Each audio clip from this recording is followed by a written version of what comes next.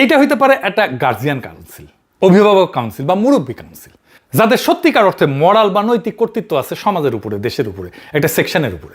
এর মধ্যে থাকতে পারেন অনেকে, আমরা আলাপ করতে পারি। মানে আমি কয়টা নাম বলতেছি, ধরেন এটা প্রস্তাব হিসাবে না, এটা আলোচনার জন্য। ধরেন হেফাজতের আমির, হিন্দু ধর্মের প্রধান সাধু, ধরেন রামকৃষ্ণ মিশনের প্রধান সাধু মাহমুদুর রহমান, দিলারা আপা, ফরদ মজার, প্রফেসর ইউনুস, বাইতুল মোকাররমের খতিব, বামেদেরও রাখেন, কোনো অসুবিধা নাই, সিরাজুল ইসলাম চৌধুরীরা রাখেন। যতীন সরকার বাইসে থাকলে ওনার নাম আমি প্রস্তাব করতাম, সলিমুল্লাহ খান, আবদুল্লাহ আবু সাইদ, তারপরে চাকমা রাজা দেবাশিস রায়। ওনারা বৈশা প্রত্যেক মাসে ঠিক করবেন যে কে মুরব্বী কাউন্সিলের মুখপাত্র হবেন। তিনি সেই মাসে আইসা বঙ্গভবনে থাকবেন, কোনো স্থায়ী বাসিন্দা থাকবে না বঙ্গভবনের। ওনারা বৈশা যে সিদ্ধান্ত নেবেন সেইটা আমরা সবাই মানব, আদালত মানবে, সংসদ মানবে, বাধ্য থাকবে। এবং ওনারা শাসনের প্রশ্নে কিছু বলবেন না, মরাল প্রশ্ন, নৈতিক প্রশ্নে ওনারা আমাদেরকে গাইড করবেন। এই মুরব্বী কাউন্সিল আজীবনের জন্য না, 2 বছর পর পর আমরা সামাজিক আলোচনা করে আবার সর্বজন গ্রাহ্য আর একটা কাউন্সিল বানাবো। আগের কাউন্সিলের কেউ কেউ থাকতেই পারেন। তাহলে দেখবেন সমাজে একটা শ্রেণী মরাল ভয়েস হয়ে উঠবে।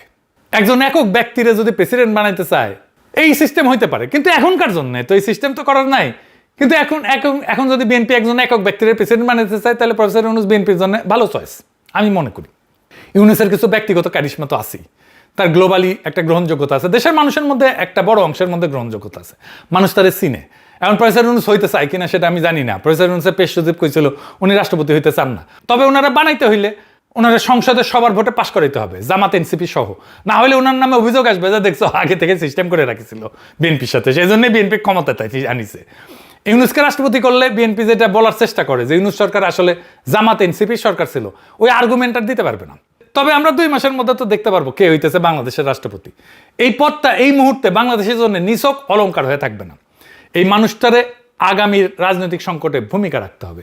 এবং আমরা দেখতে চাই বাংলাদেশের বেশিরভাগ মানুষের কাছে গ্রহণযোগ্য একটা মানুষ, আন্তর্জাতিকভাবে পরিচিত একটা মানুষ, দেশের একটা নৈতিক মুখ হইয়া রাষ্ট্রপতির পদে বসুন।